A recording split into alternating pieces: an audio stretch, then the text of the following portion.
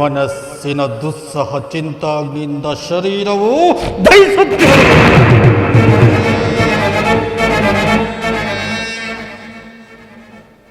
ದುರ್ಯೋಧನ,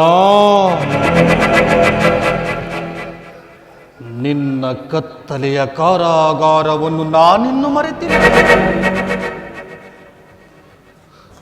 ನನ್ನ 100 ಜನ ಸಹೋದರರನ್ನು ಬಂಧನದಲ್ಲಿಟ್ಟು ದಿನಕ್ಕೊಂದು ಹಿಡಿ ಅನ್ನ, ಒಂದು ಒಳಲೆ ನೀರನ್ನು ಕೊಡುತ್ತಿದ್ದೆ. ನನ್ನ ಸಹೋದರರು ಹಿಡಿ ಕೂಳನ್ನು ನನಗೆ ಕೊಟ್ಟು ತಾವೆಲ್ಲರೂ ಉಪವಾಸ ಮಾಡಿ ಒಬ್ಬೊಬ್ಬರಾಗಿ ಸತ್ತರು. ದುರ್ಯೋಧನ, ಒಬ್ಬೊಬ್ಬರಾಗಿ ಸತ್ತರು.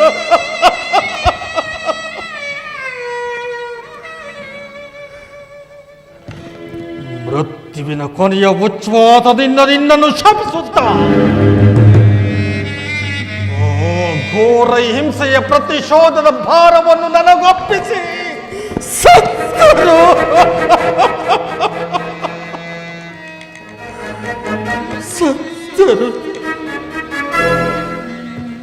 ಅವರ ಮೃತದೇಹಗಳ ಸ್ಥಿರ ಶೂನ್ಯ ದೃಷ್ಟಿ ಈಗಲೂ ಸಿಡಿಲಿನಂತೆ ನನ್ನ ಹೃದಯವನ್ನು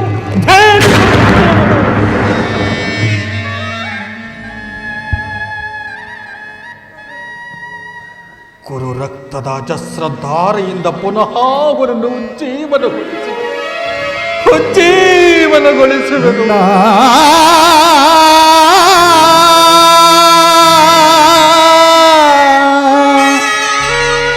ಅಣ್ಣ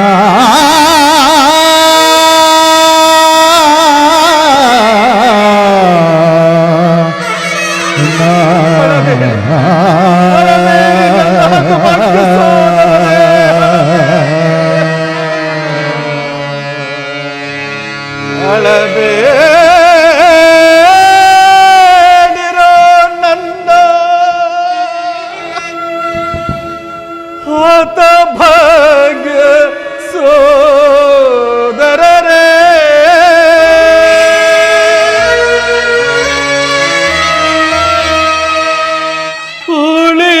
ಉಳಿದಿರುವೆನು ನಾ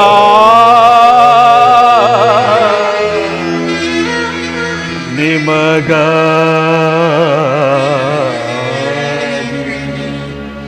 ನಿಮ್ಮ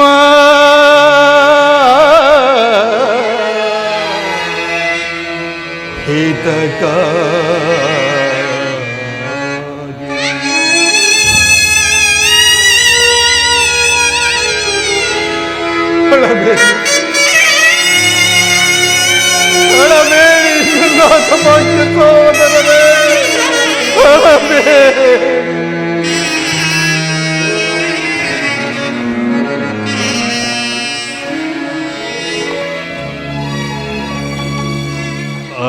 ಅಳಬೇಡಿರೋ ನನ್ನ ಹತಭಾಗ್ಯ ಸೋದರರೇ, ಉಳಿದಿರುವೆನು ನಾನು ನಿಮಗಾಗಿ ನಿಮ್ಮ ಹಿತಕ್ಕಾಗಿ.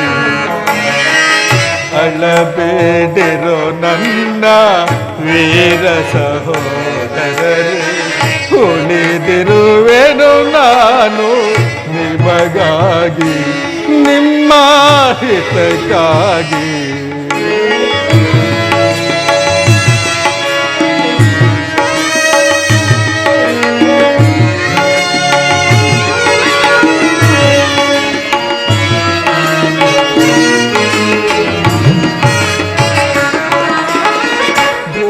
ದುರ್ಯೋಧನ ಮಾಡಿದ ಮೋಸ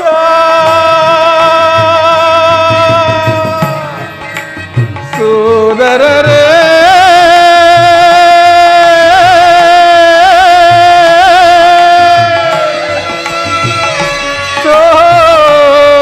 ಸೋದರರೇ,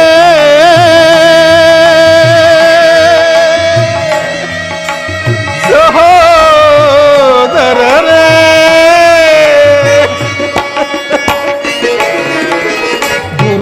ದುರ್ಯೋಧನ ಮಾಡಿದ ಮೋಸ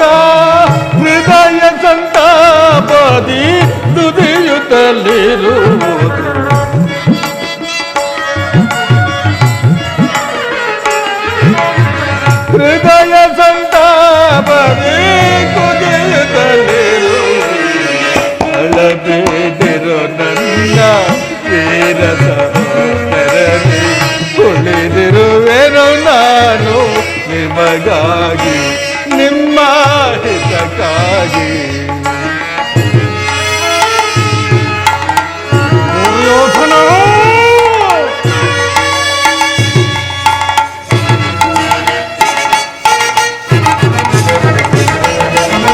ಧಗಧಗಿಸುವುದೆನ್ನ ದೇಶಾಗ್ನಿಯ ಜ್ವಾಲೆ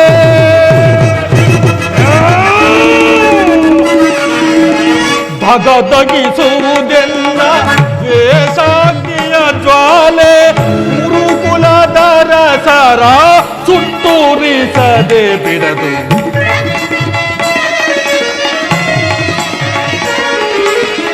ಗುರುಕುಲದ ರಸರ ಸುತ್ತೂರಿಸದೆ ಬಿಡದು ಅಳ್ಳಬೇಡಿರು ನನ್ನ ವೀರ ಸಹೋದರರು ಉಳಿದಿರುವೆನು ನಾನು ನಿಮಗಾಗಿ ನಿಮ್ಮ ಹಿತಕ್ಕಾಗಿ ಸೋದರರೇ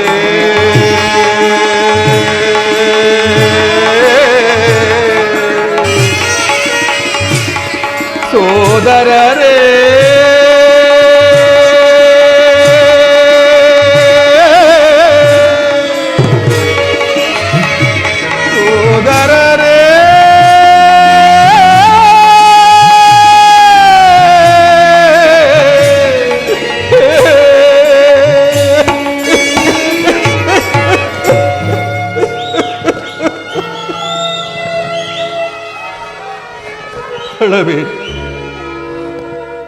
ಅಳಬೇಡಿ ಅಳಬೇಡಿ ನನ್ನ ಹತಭಾಗ್ಯ ಸಹೋದರರೇ, ಅಳಬೇಡಿ.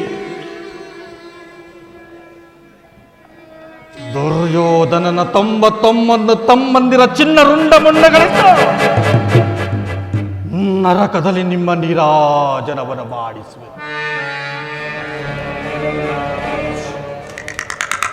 ಕೌರವೇಶ್ವರ, ನರಕದ ಭಯಂಕರ ಹಿಂಸೆಗಿಂತ ಕುರುಕ್ಷೇತ್ರದಲ್ಲಿ ಶಕುನಿಂದಾಗುವ ಹಿಂಸೆ ಭಯ.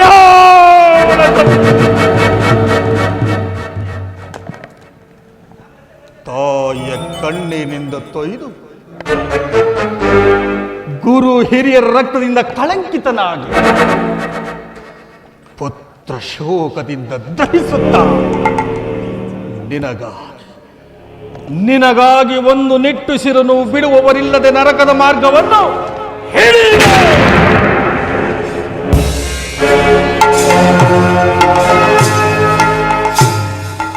ಮಾವ, ಓ ದುರ್ಯೋಧನ, ಹೇಳು, ನಾನು ಮಾಡಿದ್ದು ಯುಕ್ತವೇ? ಚಿಂತೆ ಏಕೆ ಕೌರವೇಶ್ವರ? ಜಯದ್ರಥ ಕೃತವರ್ಮಾದಿಗಳು ನಿನ್ನ ಸಹಾಯಕ್ಕಾಗಿ ಸೈನ್ಯ ಸಮೇತವಾಗಿ ಹೊರಟರೆಂದು ಧೂತನು ಈ ದಿನ ಸಮಾಚಾರವನ್ನು ತಂದನಲ್ಲವೇ? ನಾನು ಅದಕ್ಕಾಗಿ ಚಿಂತಿಸುತ್ತಿಲ್ಲ ಮಾವ. ದುರ್ಯೋಧನನು ಅಸಹಾಯ ವೀರನು. ತನ್ನೆರಡು ತೋಳ್ಬಲಗಳಿಂದ ಪಾಂಡವರ ಸಮಸ್ತ ಸೈನ್ಯವನ್ನೇ ಹೆದರಿಸಬಲ್ಲನು. ಆದರೆ ಈ ಜ್ಞಾತಿ ಹಿಂಸೆ, ಸ್ವಯುತ ಕಲಹ ಇದು ಉಚಿತವೇ? ಆ ದಿನ ದ್ವಾರಕೆಗೆ ಹೋದಾಗ ಯುದ್ಧವು ಅಧರ್ಮವೆಂದು ಕೃಷ್ಣನು ಎಷ್ಟೋ ವಿಧವಾಗಿ ಹೇಳಿದರು. ಅಭಿಮಾನದಿಂದ ನಾನು ಆತನ ಮಾತನ್ನು ನಿರಾಕರಿಸಿಬಿಟ್ಟೆನು. ಕೃಷ್ಣನು ಕ್ಷತ್ರಿಯ ಜಾತಿಯ ಪರಮವೈರಿ, ಅವನ ಮಾತು ಪರಿಗ್ರಹವಲ್ಲ. ಬಾ ನನ್ನ ಸಹೋದರ. ಕೃಷ್ಣನು ಹಸ್ತಿನಾವತಿಗೆ ಬಂದಿರುವನು. ನಾಳಿನ ಪ್ರಾತಃ ಕಾಲ ರಾಜಸಭೆಯಲ್ಲಿ ಶಾಂತಿ ಸಂಧಾನವನ್ನು ನಡೆಸುವನಂತೆ. ಕೃಷ್ಣನು ಹಸ್ತಿನಾವತಿಯಲ್ಲಿ? ಹೋಗು ಸಹೋದರ, ಅತಿಥಿ ಸತ್ಕಾರಕ್ಕೆ ಸಿದ್ಧನಾಗ.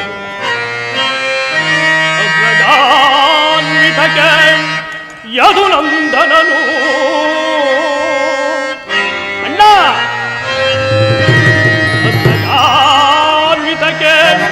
ಯದುನಂದನನು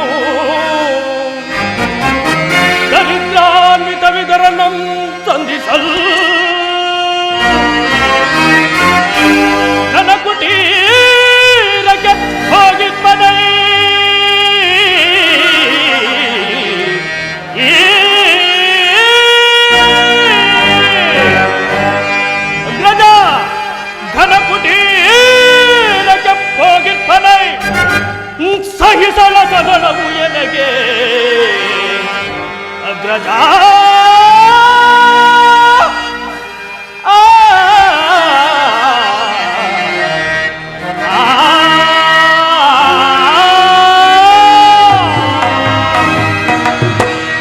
ಅಣ್ಣ, ಆ ದರ್ಪಿತವಾದ ಗೋಪಾಲಕನು ನಮ್ಮ ಸತ್ಕಾರವನ್ನು ನಿರೀಕ್ಷಿಸುವುದಿಲ್ಲ. ಆಗಲೇ ರಾಜಪ್ರಸಾದವನ್ನು ದಾಟಿ ಆ ದರಿದ್ರನ ವಿದುರನ ಮನೆಯನ್ನು ಆಶ್ರಯಿಸಿರುವನಂತೆ. ಎಷ್ಟೊಂದು ಅವಹೇಳನವಣ್ಣ! ಅವಹೇಳನವಲ್ಲ ಪ್ರಿಯ ಸಹೋದರ, ಯದುಪತಿಯು ಭಕ್ತ ಪರಾಧೀನನು. ವಿದುರನಂತಹ ಭಕ್ತರು ಆತನಿಗೆ ಮತ್ತಾರಿರುವರು? ಈ ದಿನ ಭಕ್ತನ ಸತ್ಕಾರವನ್ನು ಸ್ವೀಕರಿಸಿ ನಾಳೆ ನಮ್ಮ ಮಂದಿರಕ್ಕೆ ಬಂದೇ ಬರುವನು. ನೀನು ಚಿಂತಿಸಬೇಡ. ಹೋಗು ಸಹೋದರ, ಅತಿಥಿ ಸತ್ಕಾರಕ್ಕೆ ಸಿದ್ಧನಾಗು. ದುರಾತ್ಮರಾದ ದ್ರೋಹಿಗಳ ಹದವ ಮುರಿಯಲಿಕ್ಕನ ಅಣ್ಣ! ದುರಾತ್ಮರಾದ ದ್ರೋಹಿಗಳ ಹದವ ಮುರಿಯಲಿಕ್ಕನ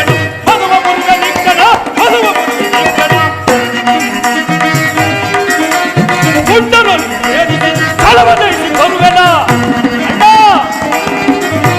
ಗುಂಡರನ್ನು ಸೇರಿಸಿ ಕಳವಳಿಸಿ ಬರುವೆನ. ಮುದಗಿ ನರವ ಪದವನ್ನು ಶಿರವದಲ್ಲಿ ಬರುವೆನ. ಮುದಗಿ ನರವ ಪದವನ್ನು ಶಿರವದಲ್ಲಿ ಬರುವೆನ. ದುರಾತ್ಮರಾದ ದ್ರೋಹಿಗಳ ಹದವ ಮುರಿಯಲಿಕ್ಕನ ಹದವ ಮುರಿಯಲಿಕ್ಕನ ಹದವ ಮುರಿಯಲಿಕ್ಕನ. ಏನು ಅಣ್ಣ? ಸತ್ಕಾರವಂತೆ ಸತ್ಕಾರ ನನಗೊಪ್ಪದು, ಒಪ್ಪದು. ಸಹೋದರ, ಅಭಿಮಾನಶಾಲಿಯಾದ ನನ್ನ ಸಹೋದರ, ಈತನನ್ನು ಶಾಸನ ಮಾಡುವುದು ಒಂದೊಂದು ಸಾರಿ ನನಗೂ ದುಸ್ಸಹವೆನಿಸುವುದು. ಹೀಗೇನು ಮಾಡುವುದು ಮಾವ? ಕೃಷ್ಣನ ಸಂಧಾನಕ್ಕೆ ಸಮ್ಮತಿಸುವುದೇ? ಕೃಷ್ಣನು ಶಾಂತಿಗಾಗಿ ಇಲ್ಲಿಗೆ ಬಂದವನಲ್ಲ. ಹಾಗಿದ್ದರೆ ಕೌರವೇಶ್ವರನ ಸಾರ್ವಭೌಮ ವೈಭವವನ್ನು ತೃಣೀಕರಿಸಿ ಆ ದಾಸಿಪುತ್ರನ ಮುರುಕು ಜೋಪಡಿಯನ್ನು ಆಶ್ರಯಿಸುತ್ತಿದ್ದನೆ. ಪ್ರಾರಂಭದಲ್ಲೇ ಸಹಿಸಲಾಗದಂತಹ ಅಪಮಾನ, ಭಕ್ತಿ ವೈರಾಗ್ಯಗಳ ನೆವದಿಂದ ವಂಚಿತನಾಗಿ ನೀನು ಈ ಅಪಮಾನವನ್ನು ಹೇಗೆ ಸಹಿಸುವೆ? ಮಾವ, ಕೃಷ್ಣನಲ್ಲಿ ನಿನಗಿಷ್ಟೊಂದು ದ್ವೇಷ ಬೇಕೇ? ಕೃಷ್ಣನು ಕ್ಷತ್ರಿಯ ಕುಲದ ಕಳಂಕ ಸ್ವರೂಪನು. ಭರತ ವರ್ಷದಲ್ಲಿ ಕ್ಷತ್ರಿಯನ ಸಮೂಲವಾಗಿ ನಾಶ ಮಾಡಿದಂತೆ ಅವನು ಅವತರಿಸಿರುವುದು. ಅವನ ವೈರಾಗ್ಯ ಪ್ರದರ್ಶನಕ್ಕೆ ಮರುಳಾಗಿ ಯಾರು ಅವನನ್ನು ಭಗವಂತನ ಅವತಾರವೆಂದು ಪೂಜಿಸಿದರು ಅವರನ್ನೇ ಸಂಹರಿಸಿದರು. ಶಿಶುಪಾಲ, ಜರಾಸಂಧ ಇವರು ನನಗೆ ಎಂತಹ ಮಿತ್ರರಾಗಿದ್ದರು. ಕಾರಣವಿಲ್ಲದೆ ಅವರನ್ನು ಸಂಹರಿಸಿದರು. ಕಂಸನನ್ನು ವಧಿಸಿ ಅರಳು ಮರಳು ಮುದುಕನಾದ ಉಗ್ರಸೇನನನ್ನು ಹೆಸರಿಗೆ ಮಾತ್ರ ಸಿಂಹಾಸನದಲ್ಲಿ ಕುಳ್ಳಿರಿಸಿದರು.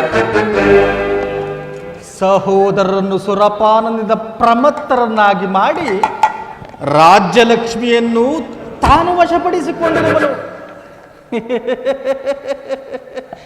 ಇಂಥವನಿಗೆ ಮನ್ನಣೆಯೇ? ಹಾಗಾದರೆ ನನ್ನನ್ನು ದ್ವಾರಕೆಗೆ ಹೇಗೆ ಕಳುಹಿಸಿದೆ ಮಾವ? ಆ ನಂದಗೋಪನ ಮನೆಯ ಭಾಗದಲ್ಲಿ ನಿಂತು ಸಹಾಯವನ್ನು ಬೇಡುವುದು ಏ ದುರ್ಯೋಧನನಿಗೆ ಉಚಿತವಾದ ಕಾರ್ಯವೇ? ಅದಕ್ಕೊಂದು ಉದ್ದೇಶವಿತ್ತು ಕೌರವೇಶ್ವರ. ಕಾಳ ಸರ್ಪದ ವಿಷದ ಅಲ್ಲನ್ನು ಕಿತ್ತು ಬಳಿಕ ಅವರೊಡನೆ ಆಡಬಹುದಲ್ಲವೇ? ಕೃಷ್ಣನಿಗಿಂತ ಅವನ ವಿಜಯೋನ್ಮತ್ತ ಯಾದವ ಸೈನ್ಯವು ನಿನಗೆ ಹೆಚ್ಚು ಅವಶ್ಯಕವಾಗಿತ್ತು. ಯದುಪತಿಯನ್ನು ಯಾದವ ಸೈನ್ಯದಿಂದಲೇ ನಾಶ ಮಾಡುವ ಸುಯೋಗವು ಈಗ ನಿನಗೊದಗಿರುವುದು. ಒಂದು ವೇಳೆ ಕೃಷ್ಣನೇನಾದರೂ ನಿನ್ನ ಪಕ್ಷವನ್ನು ವಹಿಸಿದ್ದರೆ ನೀನಾ ಸಹಾಯವನ್ನು ನಿರಾಕರಿಸಬೇಕಾಗಿತ್ತು. ನನಗೆ ನೀನು ಬೇಡ, ನಿನ್ನ ಸೈನ್ಯ ಮಾತ್ರ ಬೇಕು ಎಂದು ನಿಸ್ಸಂಕೋಚವಾಗಿ ಹೇಳಬೇಕಾಗಿತ್ತು. ಆದರೆ ಆ ಅರ್ಜುನನು ನಿನ್ನನ್ನ ಸಂಕಟದಿಂದ ಉದ್ಧಾರ ಮಾಡಿದನು ಕೌರವೇಶ್ವರ. ಕೃಷ್ಣನು ನೀಳುವ ಏಳುವಂತಹ ವಂಚಕನಿರಬಹುದು, ಆದರೆ ಅವನ ಮೇಲಿನ ದ್ವೇಷದಿಂದ ಆ ಪಾಂಡವರನ್ನು ಹಿಂಸಿಸಬೇಕಾಗುವುದಲ್ಲ ಮಾವ. ಪಾಂಡವರನ್ನು ಕೃಷ್ಣನಿಂದ ಬೇರೆ ಮಾಡಲಾಗದು. ಅವರೆಲ್ಲರೂ ಅವನ ಆಜ್ಞಾಧಾರಕರು. ನೀನೇನಾದರೂ ಸಂಧಾನಕ್ಕೆ ಸಮ್ಮತಿಸಿ ಆಶ್ರಯವನ್ನು ಕೊಟ್ಟೆಯಾದರೆ ನಿನ್ನ ವಿನಾಶಕ್ಕೆ ನೀನೇ ಕಾರಣನಾಗಿದೆ. ಹೌದಯ್ಯ, ಪಗಡೆಯಾಟದಲ್ಲಿ ಸೋತಾಗಲೇ ರಾಜ್ಯದ ಮೇಲಿದ್ದ ಅವರ ಹಕ್ಕು ನಷ್ಟವಾಯಿತು. ಪುನಃ ಅವರದನ್ನು ಹೊಂದುವುದೆಂದರೇನು? ಕ್ಷತ್ರಿಯ ವೀರಳಿಂದ ಅನುಭಕ್ತಳಾದ ಈ ಕುರುಭೂಮಿಯ ರಾಜ್ಯಲಕ್ಷ್ಮಿಯನ್ನು ಭಿಕ್ಷುಕರ ಯಾಚನಾಂಜಲಿಡುವುದು ನಿನಗೆ ಉಚಿತವಲ್ಲ. ಆ ಪಾಂಡವರೇನಾದರೂ ರಾಜ್ಯಕ್ಕಾಗಿ ಹಂಬಲಿಸುತ್ತಿದ್ದರೆ ರಣಕ್ಷೇತ್ರದಲ್ಲಿ ಸೆಣಸಿ ಜಯಲಕ್ಷ್ಮಿಯನ್ನು ಕೈ ಹಿಡಿಯಲಿ. ಅದನ್ನು ಬಿಟ್ಟು ಈ ಧೈರ್ಯವೃತ್ತಿ ಏಕೆ? ದೇಹಿ ದೇಹಿ ಎಂದು ಸರಿಯಾಗಿ ಹೇಳಿದೆ ಸೌಬಲ ರಾಜ. ಯುದ್ಧದ ಹೊರತಾಗಿ ಪಾಂಡವರಿಗೆ ಸೂಜುಮಣಿಯಷ್ಟು ಭೂಮಿಯನ್ನು ಕೊಡುವುದಿಲ್ಲ, ಕೊಡಲಾಗದು. ಅಷ್ಟು ಮಾತ್ರವಲ್ಲ ಕೌರವೇಶ್ವರ, ಸಂಧಿಯ ನೆಪದಿಂದ ಬಾರಿ ಬಾರಿಗೂ ತನ್ನ ಪ್ರತಿಷ್ಠೆಯನ್ನು ತೋರುತ್ತಿರುವ ಕೃಷ್ಣನಿಗೂ ತಕ್ಕ ಪ್ರಾಯಶ್ಚಿತ್ತವಾಗಬೇಕು. ಆ ವಿಚಾರದಲ್ಲಿ ನಿನಗೊಂದು ಸಲಹೆ ಇರುವುದು. ಯಥಾ ಸಮಯದಲ್ಲಿ ವಿಜ್ಞಾಪಿಸಿಕೊಳ್ಳುವೆನು. ಮಾವ, ನಿಂದ ಸಲಹೆ ಹೊರತಾಗಿ ಏ ದುರ್ಯೋಧನನು ಏನನ್ನೂ ಮಾಡುವುದಿಲ್ಲ. ನನ್ನ ಸಂಗಡ ನೀನು ಬಾ ಮಾವ.